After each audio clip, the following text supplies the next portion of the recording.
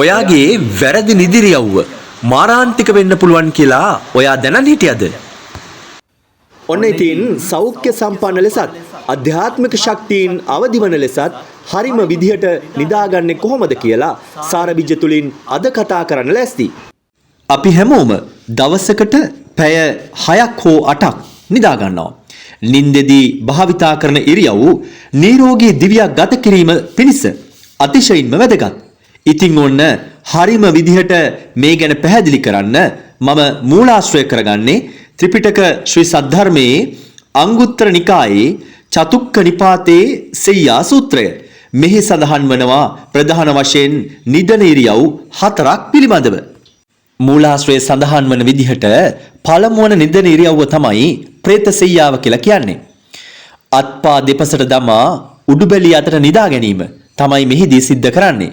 නවීන විද්‍යාත්මක දැනුම හා ගලපා බැලුවත් බුදුදහමේ සඳහන් කරුණු අනුවත් මෙය වැරදි ඉරියව්වක්. අධ්‍යාත්මික ප්‍රවේශයක් තුල කතා කළහොත් ප්‍රේත කියන ජීවි කොට්ටාසය තම ශරීරය කුසවීම නිසා නිදාගන්නේ මේ ආකාරයට. කොණ්ඩේ ආබාධ සහිත අයෙකුට මෙම ඉරියව්වේ කිසියම් පහසුවක් තිබුණත් නින්දෙන් ගොරවන අයට හුස්ම ගැනීමේ අපහසුතා ඇති අයට මෙය ඉතා අහිතකර ඉරියව්වක්. විශේෂයෙන් දිව පිටුපසට වැටීම නිසා ශ්වාස නාලය අවහිර වීමෙන් මරණය පවා සිදුවීමේ ඉඩකඩක් මෙහි තිබෙනවා. සෙය්‍යා සූත්‍රයේ පැහැදිලි කරන ආකාරයට දෙවන නිදි ඉරියව්ව තමයි කාමභෝගී සෙය්‍යාව කියලා කියන්නේ. තමන්ගේ වම් අත යටවනසේ වම් කකුල මත දකුණු කකුල සිටිනසේ නිදා ගැනීම තමයි මෙහිදී සිද්ධ වන්නේ. අධ්‍යාත්මික කියවීමකින් ගතහොත් පංච ඉන්ද්‍රියන් පිනවන කාමයට බර නින්දක් ලෙස මෙය සලකනවා. ආහාර ජීර්ණ පද්ධතියේ ක්‍රියාකාරීත්වයට යහපත් වීම ආමාශික යුෂ උගුරට නොයීම කියන හේතු දකින්න පුළුවන් වගේම ගැබිනි මාතාවන්ට මෙම ඉරියව්ව වඩාත් සුදුසු බවට විද්‍යාත්මක කරුණු ඔස්සේ ප්‍රකාශ කරන්න පුළුවන්. හෘදේ වස්තුව ශරීරයේ වම් පසට වන්නට පිහිටා ඇති බැවින් හදවත මත යම් තෙරපුමක් පීඩනයක් ඇතිවීමේ ඉඩකඩක් මෙම ඉරියව්ව තුල පවතින බවට විද්‍යාඥයෝ මත පළ කර තිබෙනවා. මූලාශ්‍රයේ විස්තර කරන තුන්වන නිදන ඉරියව්ව සිංහ සෙය්‍යාවයි. දකුණු ඇලයට හැරි දකුණු අත හිසට තබා වම් පාදය දකුණු පාදය මත මදක් මෑත් කොට තබා නිදා ගැනීම තෙවන ඉරියව්වයි.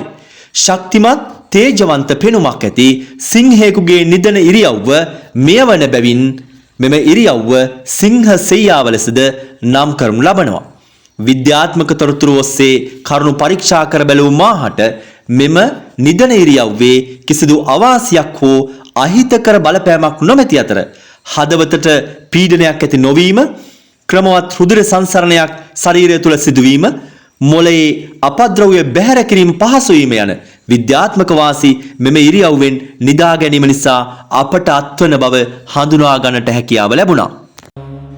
සිව්වන ඉරියව්ව වශයෙන් සූත්‍රයේ විග්‍රහ කරන්නේ බුදුවරුන් සැතපෙන ඉරියව්ව හේවත් තථාගත සෙය්‍යාව පිළිබඳවයි. අධ්‍යාත්මික ශක්තියින් අවදිවීම සඳහා මේ අයුරින් නිදා ගැනීම වඩාත් ඵලදායක බව දහමේ විස්තර වනවා. සිංහ සෙය්‍යාවට සමාන ඉරියව්වක් වුවත් බුදුවරුන් හතරවන ධානයට සමවැදී සති සම්පජඤ්ඤයෙන් හෙවත් නිවර්දි සිහියෙන් යුතුව නිදා ගැනීම මෙහිදී සිදුවනවා. බුදුවරුන් නිද්‍රාවට පත්වන්නේ අවදිවන වේලාව සිහියේ තබාගෙන. විද්‍යාත්මක ඇසකින් මෙම ඉරියව්ව විමසා බැලුවොත් මෙය නින්දත් භාවනාවත් අතර වූ ඊටම සංසුන් අවස්ථාවක් හැටියටයි සලකනු ලබන්නේ. මෙහිදී හුස්ම පවා පවතින්නේ අතිශය සංසුන් වන අතර පිරිසිදු සිහිය සහිත අතිශය අවදිමත් තලයකයි. සාමාන්‍යයෙන් නින්දේදී අපේ සිහිය ගිලිහි ගියත් තථාගතයන් වහන්සේලා සැතපෙන්නේ මනා සිහියෙන් සහ සති සම්පජඤ්ඤයෙන් යුක්තවයි. මෙය සවිඥානික විවේකයක් බව සිහියේ තබාගත යුතුයි. ඉතින් නොයත් අද සිට නිවැරදි නිදි ඉරියව්වක් භාවිතයට ගන්න පුහුණු වන්න. එවිට සුවබර නින්දක් මිස මාරාන්තික නින්දක් ඔබ නොලබනු ඇති. තෙරුවන් සරණයි ඔබ සැමට. මේ වගේ වැදගත් වීඩියෝ හැමදාම බලන්න සාරබීජ මගේ Facebook පිටුවත් එක්ක එකතු වන්න.